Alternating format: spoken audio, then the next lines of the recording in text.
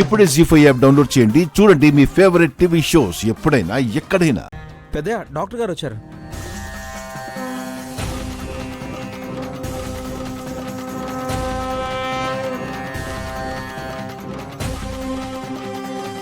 నమస్కారం సీఎం గారు. నమస్కారం. డిఎన్ఏ రిపోర్ట్స్ తెచ్చారా? తీసుకొచ్చాను సార్.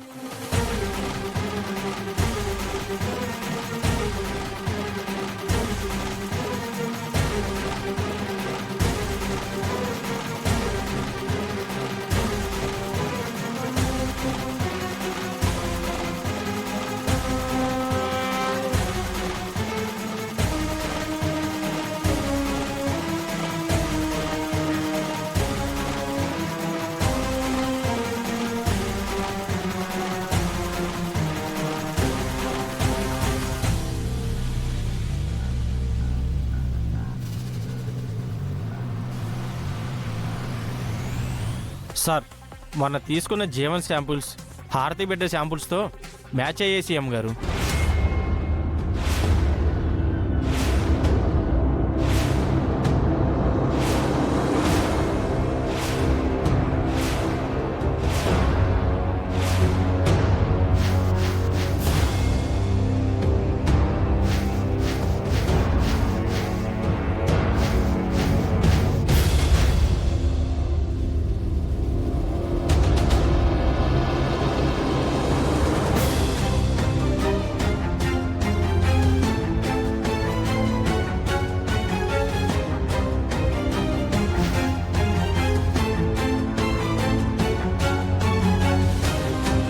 థ్యాంక్స్ డాక్టర్ గారు.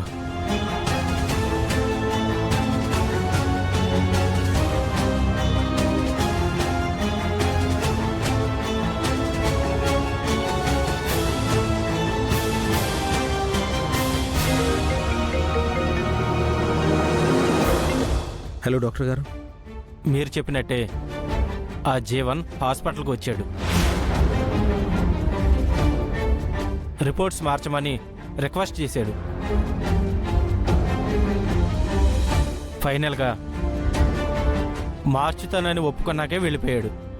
సూపర్ డాక్టర్ గారు. రిపోర్ట్స్లో ఎలాంటి మార్పు ఉండకూడదు. అక్కడ ఏం వచ్చిందో అదే యాజ్ ఇట్ ఈస్గా రావాలి. తప్పకుండా సార్. ఆ రిపోర్ట్స్ని చాలా కేర్ఫుల్గా ఉంచండి డాక్టర్ గారు. ఆ జీవన్ మిమ్మల్ని నమ్మకుండా రిపోర్ట్స్ని స్పాయిల్ చేయాలని కూడా ట్రై చేస్తాడు. నేను చూసుకుంటాను మేడం. థ్యాంక్ యూ డాక్టర్ గారు. నాకు ట్యాంక్స్ ఎందుకు సార్. సూర్యప్రతాప్ గారు ఈ హాస్పిటల్ పెట్టడానికి సాయం చేశారు.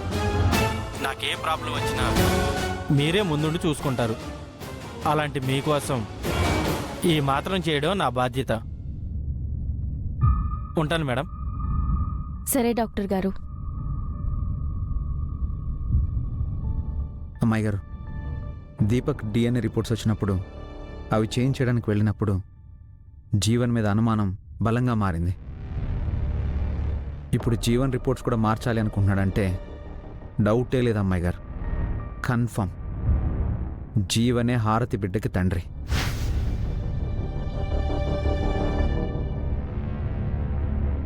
సరిపోయింది. పాదమే ముచ్చాలో ఆగవయ్యా.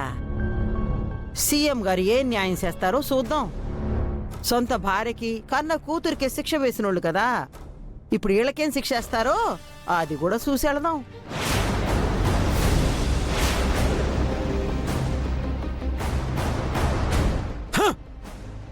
దుర్మార్గుడా, ఎంత పనిచేసావురా!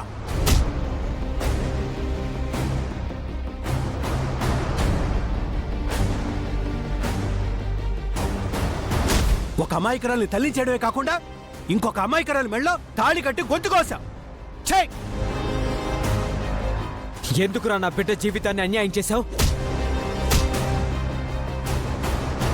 నీకు కూడా ఒక చెల్లుంది, ఇంట్లో నీకు తల్లుంది. ఇలాంటి తప్పు చేసేటప్పుడు వాళ్ళు నీకు గుర్తుకు రాలేదా?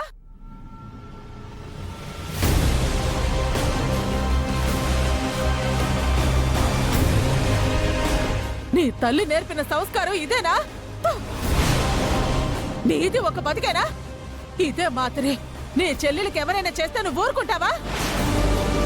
చెప్పుతో కొడదామనుకుంటే గుడైపోయింది, లేకపోతేనా? అన్నయ్య, వీణ్ణి ఊరికే వదిలిపెట్టదన్నయ్య. కేసు పెట్టి బొక్కలో వేయించి మక్కలు ఎరగొట్టాలి. అమ్మాయిల్ని కన్నెత్తి చూడాలంటేనే వణుకు పుట్టేలా ట్రీట్మెంట్ ఇవ్వాలి. వీడిలాంటి నీచుడని నాకు ముందే తెలుసు. ఇప్పుడు పింకీ పరిస్థితి ఏంటో. చూడు మమ్మీ, ఏంటి హారతి, వాడికంటే బుద్ధి లేదు, నీ బుద్ధి ఏమైంది? వాడితో కడుపు తెచ్చుకొని ఆ కడుపుకి నా కొడుకు కారణమని వాడి కంట కట్టావు. డబ్బులు గుంజుదామని ప్లాన్ చేశావు. దీపక్ ని మాత్రమే బలి చేయాలనుకున్నావా, లేదంటే ఇదే పనిగా పెట్టుకున్నావా?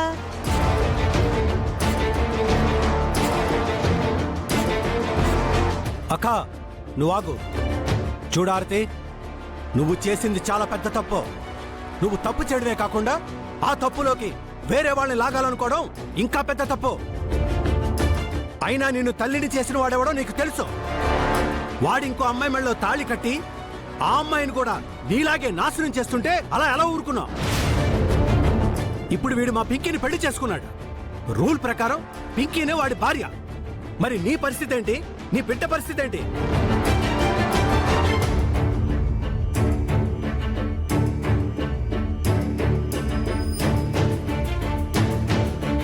వాడి చేసిన యాదవ పనులు నువ్వు అప్పుడే అడ్డుకొని ఉంటే ఇప్పుడు నీ జీవితం బాగుండేది, మా పింకీ జీవితం కూడా బాగుండేది. హారతి, కర్మ ఎవరిని వదిలిపెట్టదు. ఇప్పుడు నీ బ్రతికేంటో నీకు కూడా తెలీదు. వీడి బతికేంటో కూడా వీడికి తెలీదు.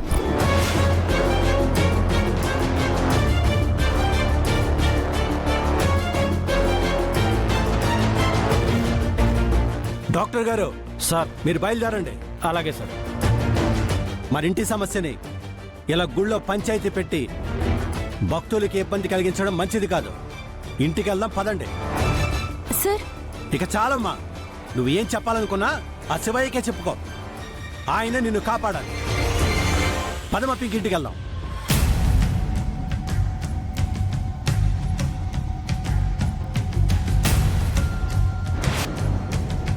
జీవన్, ఇప్పుడేం చేద్దాం జీవన్? వాళ్ళెలాగూ నిన్ను అల్లుడిగా స్వీకరించరు. నువ్వు లేకపోతే నా బతుక్కి అర్థం ఉండదు. జరిగిందంతా వాళ్ళకి చెప్పేసి వచ్చే జీవన్, మనం పెళ్లి చేసుకుందాం. తప్పకుండా చేసుకుందాం హారతి.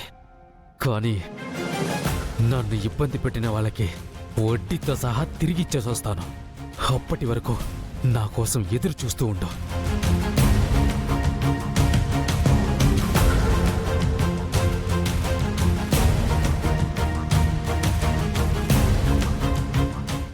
జీ5 యాప్ డౌన్లోడ్ చేసి అన్ని ఎపిసోడ్స్ పూర్తి ఉచితంగా చూడండి.